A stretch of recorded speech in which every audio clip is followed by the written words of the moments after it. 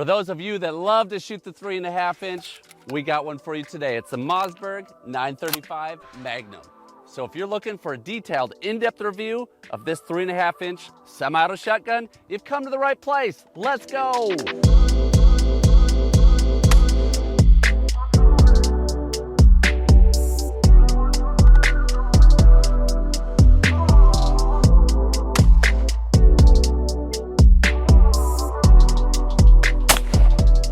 What's up, everybody? Welcome to Target Focus Life. My name is Steve, and today we're taking a look at the Mossberg 935 Magnum. The Mossberg 935 is Mossberg's 3.5 inch semi-auto shotgun. Mossberg also used to make a 930 before they came out with the 940 Pro. The 940 Pro replaced the 930, but the 940 Pro does not have a 3.5 inch version. So for now, it is the Mossberg 935 Magnum, which has been out for quite a while. About as long as I've been out of high school, which I won't say how long that is, but it's been a few years. I'm excited to jump into this review today. I have never shot the 935. I've shot a 930 with the Mitchell X. They had 930s that they've used for a lot of years. I'm not a big fan of 3.5 inch guns, but I know some of you are. And that's what these reviews are about. They're for the people. We're gonna jump right into specs. Before we do, let's see what Mossberg has to say about this shotgun. They say, sometimes you need the extra punch of a Magnum, and that's where our powerful 935 autoloading shotgun comes into the picture. This 3.5 inch chambered beast offers smooth as silk shooting thanks to its dual gas vent system. And for game requiring the most powerful Magnum loads, the 935 delivers unequaled performance from the turkey or waterfowl blind. And that kind of brings us to intended use. Primarily a waterfowl gun. I mean, obviously you could use it for some general clay shooting too if you wanted. Could take one of these, use it for a turkey gun as well. It is drilled and tapped. They also make turkey versions of the 935, which we'll get into in a little bit. But let's jump into the specs of this shotgun. It is a 12 gauge, only available in 12 gauge, 3.5 inch chamber, runs on a gas system. Mossberg says this gun is 7.75 pounds, so 7 3/4, so that's be 7 pounds, 12 ounces. Let's see where she actually tips the scales here. 8 pounds, 0.7 ounces, just over 8 pounds. We'll call it an 8-pound shotgun. A little heavier, but if this is a waterfowl gun, I'm A-okay with that, especially if I'm shooting a 3.5 inch shell. Hopefully that added weight comes into helping mitigate or reduce felt recoil, which we'll see here in a minute when I get to shooting these 3.5s. The length of pull of this shotgun, so from center of trigger to the center of the butt end, they say 14 inches. I'm getting 14 and 1/16, just over 1/16. That's pretty short. This gun does not come with spacers in the box. If I was shooting a 3.5 inch, I'm putting a Falcon Strike on here, and Falcon Strike not only increases the length of pull from most standard pads, but they also have spacers available to increase the length of pull. So that's what I'm probably doing on this gun. You can get aftermarket pads for it if you need to increase the length. Let's take a look at the drop on this shotgun. We're coming out at 1 inch and 3/8, real close. And the drop at the heel, 2 1/8. So about 3/4 of an inch of drop on this 935 Magnum. I'm curious, will Mossberg come out with a 945? They have the 940 Pro. Will they come out with the 945? I've been pushing on Mossberg a little bit to come out with a 940 Pro 20 gauge because I think that would be excellent, especially if they could reduce the weight for upland hunters. I know I really want one, but curious to see if they'll also come out with a 945 at some point in the future. We'll talk about a few of the differences between the 940 and the 935 when we get to ergonomics, but let's finish out specs here. This comes with 3 chokes, improved cylinder, mod, and full. We got the improved cylinder in there. They're the AccuSet chokes. So if you're looking for chokes, AccuSet, and if you're looking for chokes, Carlson's choke tubes, I have a link to them down below with the discount code. They make great products. As far as barrel length options, in the 12 gauge, 28 inch on the waterfowl and the synthetic, I believe are the only options. When you get to the turkey guns, I believe they're 22 inches on the turkey guns. So last thing we're gonna check with specs, since manufacturers don't put this out, is trigger pull. Now, I try to be very consistent with trigger pull, do it the same one every shotgun. I did talk to a manufacturer last week, and they say they test their triggers different, and that's why I got different results, and it was considerably more weight than how they test their triggers, but I try to be consistent in whatever I do. it's pretty decent. That's not too shabby. It's definitely lighter than the gun, which is 8 pounds. Oh yeah, way lighter. I'm gonna say it's a 5.5 pound trigger. Nice and crisp, not a lot of pre-travel. Now, let's see how wrong Steve is. Ooh, 4 pounds, 13 ounces. 4 pounds, 7 ounces. Wow. Hey, we forgot MSRP. MSRP is $832 on a synthetic. So we got a semi-auto 3.5 inch for $832 MSRP, which most retailers, you're gonna find this probably for less than that. Okay, one last time to get an average. 4 pounds, 6.5 ounces. So our average was right around 4 pounds, 9 ounces. Sub 5 pound trigger, 4 pounds, 9 ounces. Wow, I'm actually quite impressed with that. A lot of times these cheaper shotguns, you're not gonna find that light of a trigger pull. We'll continue to test trigger when we get to speed shooting, see how it actually operates under stress, under the clock, but let's move on to ergonomics. That's the look, the feel, the form, the function. The first thing with a shotgun at this price point, they're gonna be basic. I look at this gun, you know, the stock, the forend, they just kind of seem cheap to me. But this is a value shotgun. Sub $900 shotgun on a 3.5 inch. I think where Mossberg shines is the gas system. We'll look at that in a minute. Starting on the rear of the shotgun, the butt pad actually does have some squish, some give to it. We'll evaluate that when we get to shooting this a little bit more. A lot of these guns have just rock solid pads. This one actually has some pretty decent give to it. The stock is just like a polymer composite, pretty dang aggressive grips. Just warming up and shooting with this gun a little bit, I noticed that. Kind of tearing on my hands a little bit. Very aggressive, which you might want if it's wet and slippery, but if your hands are numb and cold, you're gonna feel that. You might want some gloves on. The safety. Mossberg started updating all their safeties here this year. This one I like 10 times better than their old one. Just so easy. Ergonomically speaking, how your thumb goes on there. I would like to replace all my Mossbergs with this safety. Moving up, the trigger guard, just kind of a standard trigger guard. That is a polymer, average size, basic receiver, drilled and tapped on top. So you do have the option to put some optics on there. I do like that. The bolt handle, average, adequate. The bolt release, not oversized, but bigger than many normal bolt releases. Still needs a little pressure, but fairly simple to get on that. The loading port, not milled out like you're gonna find on the 940 Pro, fairly basic. 940 Pro, they made extremely easy to get in there and load. This one, you're probably gonna have to get a little bit deeper. Pretty basic there as well. Moving forward, we have a flat rib coming off the receiver, vented rib, as most shotguns are these days. 28-inch barrel, as I mentioned. Fiber on the front. We got swivels to attach a sling, as you'll find on most guns. There is a indicator here. Basically, this will tell you if the firing pin is ready to go. If I were to shoot this gun, that disappeared.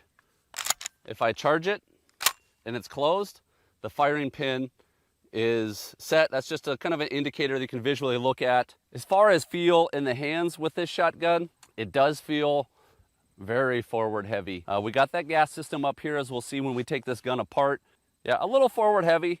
Not a gun you're gonna be walking in a pheasant field with or upland for long periods of time. It would not be comfortable for that, but we're primarily talking waterfowl and turkey, which I have no issues with it for either of those. The one thing that I do like about a little bit more forward heavy gun is just as I mount into it, for me it creates a smoother swing experience. If we're real light up front, I kind of get whippy on the gun. This is just easier to smoothly mount up. Mount's nice, like I said, too short for me, 14 inches, so take that into account as well. If I get my face fully down on the stock, it's way too low to me, too much drop. Luckily, Mossberg does have shim kits. So the shim kit, they have, looks like 4 different shim options that you place between the receiver and the stock. Very easy. You take off the pad, there's a bolt inside of the stock, take that off, and then you're able to put different shims in there. They got a .125 rise, a .25 rise, a .375 rise, and a .250 drop. I'm probably going with the .25 or .375 rise. Just put that in there, and that's gonna bring the stock up a little bit for me. And then on the butt end, There's these plates that go in there that are marked with which one they go with. .375 rise, slide that in there. Very, very simple. I've done that on a lot of guns. I like that they have that option because very few guns are going to fit people out of the box. The drop at the comb is only one thing to consider. Cast is another, and I don't think that there is any cast to these. Not that I see. So cannot adjust cast. It's going to be a neutral cast. Length of pull, you'll have to do with aftermarket accessories. All right, enough talking about ergonomics. Let's get into shooting. Let's look at recoil and reliability of the shotgun. Put our eyes and ears on. By the way, if you're ever interested in what I am using currently, these are the Axle X cores. I've really been appreciating them. Great ears for the money. And then these are the ESS glasses. They just came out this year. The crossbow's been out for quite a while. That's what these are. But I got the camo version, which I thought was very well suited for a waterfowl gun. Let's just go to the Federal Top Gun. These are basic target loads, 1.1 ounce, 8-shot, 1145, so not a lot of recoil, but it's kind of the standard I test with. We're just gonna take a few shots from the shoulder. Handled that very, very well, which I had no doubts about. 8-pound gun should handle these target loads very, very well. Let's pick up the pace on that. Not a lot of muzzle jump, pretty steady shotgun with these light target loads. No surprise there. We'll eventually work into some waterfowl loads and 3.5 inch here in a second. Oh, that surprises me. From the hip, it did not cycle. 3.5 inch gun with target loads, not overly surprising. The other thing is, that was my first box of ammo. There we go, now it's cycling from the hip. I figured it would. Mossberg's gas systems are generally pretty good. I know the 940 Pro very, very well, very reliable. Yeah, so now we're cycling pretty good. One last thing I want to check with this gun. Will it cycle over the head? That's a different story. Without a problem. I like gas systems, to be honest. Yes, they're dirtier. Yes, there's more moving parts, but as far as reliability of cycling, hard to beat. So this is running well. Recoil felt good with the target loads, but let's jump into something a little bit heavier. Here I have Federal's brand new round for waterfowl. It's the Ultra Steel. This is a zinc plated round. So the steel shot has zinc, it's zinc coated, zinc plated. This is a stacked load. So we actually have 2 and 4 steel shot. I'm gonna make a video all about it. If it is out, we're gonna link to it in this video, but let's try a few of the Ultra Steel. This also has the same wad that Black Cloud does, that flight control wad. Pretty much straight back to the shoulder. That felt really good. That was 1.25 ounces. Let's just jump to the 3.5 inch. 1 3/8 ounce at 1,500 feet per second. This is double BB. Does it shoot 3.5 inch? Yes. Can I hit anything with it? No. When I didn't think about it and just shot it there, it actually felt very, very good. Recoil pretty much straight back. Not the most comfortable to shoot, but relative to other guns, very comfortable. I don't love 3.5, but this handled that pretty well. So recoil and reliability, I'm gonna rank this gun pretty high, especially for a sub $1,000 gun. Very, very good. As far as other variations of this gun, I briefly mentioned it. You can get it in the black synthetic 28 inch. You can get it in camo. I think there's a couple different options there potentially. And then they make some turkey models. They make one turkey model without the full length pistol grip and one with. Those are 22 inch barrels. Quality of build though. This is a cheaper gun. What's the quality like? Well, first thing I will do is break it down. And I forgot to mention, this has an overboard barrel. It's a 12 gauge, but the bore size is closer to a 10 gauge. And what they claim with that, and they're not the only ones, is that by overboring it, you get tighter and more consistent patterns. We're not going to test that today, but if you would like to see us do any specific tests on patternings, please put it down below in the comments. Whether it's head-to-head matchups between guns, whether it's testing the overboring and how that affects a gun, whether it's testing length and forcing cones, anything like that. Let us know your thoughts down below. Let's break this Mossberg apart. It is a gas gun. It's not going to be the simplest gun, but 4-end cap, off, easy peasy. 4-end, off, hot barrel, off, with the piston inside of the cylinder. All the 4-end stuff off. You can see a lot of moving pieces. Now we're basically gonna take the bolt off, bolt handle. That came off relatively well. I like that. Some of these guns are a pain. There's our 2-piece bolts. And the last thing we have to do is grab our block. We do have 2 pins on this shotgun. To do this, what I really like is I got this wheeler set, and there's a punch. I also got a lot of screwdriver heads, very functional to have in the shop. If you want to learn more about that wheeler set, I think I do have a link for it in the description to Amazon, I believe. Very handy to have around if you're ever working on guns. Boy, that really dirtied up. There's a lot of crud in this trigger group. I don't know if it's the shells, if it's the gun, but there is a lot of crud. Quality of build wise, it looks very similar in a lot of ways to the 940. The receiver does anyways. I imagine it's gonna be similar in quality. I've not had any issues with my 940s, and I use and abuse them. About the only thing I've ran into is I break some firing pins periodically. I break some extractors periodically, but most people don't use their guns the way that I use them doing trick shots. That's not a normal way of doing it. Use and abuse them. I think it's a good gun for the money. Obviously, as I mentioned with the stock, it's more of a looks and aesthetics piece on the stock. This gun's not gonna win you over on flash. Where this gun's gonna win you over is a 3.5-inch gun that's solid, that cycles well, that is fairly light on the recoil, and at a good price point. Let's throw this gun back together. I guess I gotta say, I'm really surprised on how good that trigger was out of the box. The 940 Pro has a pretty good trigger, decent. I don't remember what its weight was out of the box, but I went ahead and I lightened that trigger pull with an aftermarket spring. I wouldn't do that with this gun. Out of the box, I think this is great for waterfowl hunting. So trigger group in, let's put the bolt back in. Now we do gotta make sure the tail of that bolt ends up going into the plunger. Let's finish this out. This piece goes on first. There is a right and a wrong way to put that on, but you'll see that when you take it off. Spring. This whole pusher group.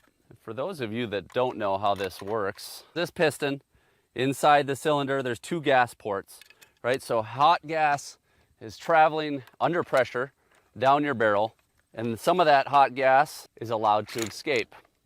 As it escapes, it pushes the cylinder back. As that cylinder is pushed back, that whole pusher unit helps push the bolt back. And that's what makes gas guns, for the most part, very reliable guns. They're not relying as much on the inertia of the shotgun.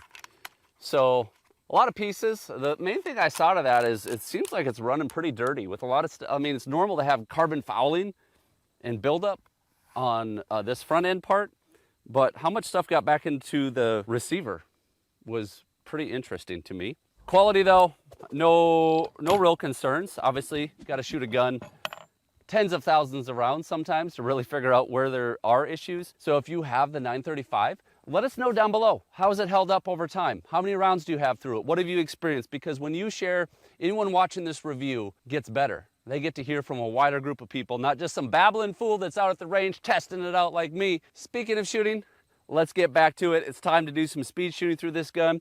Why we do this test is really to see all the components come together. The recoil, the trigger pull, the mountability, swingability, steveability. How well does it work? And I find that I get a different perspective when I speed shoot. So we're going on the clock, 3 clays.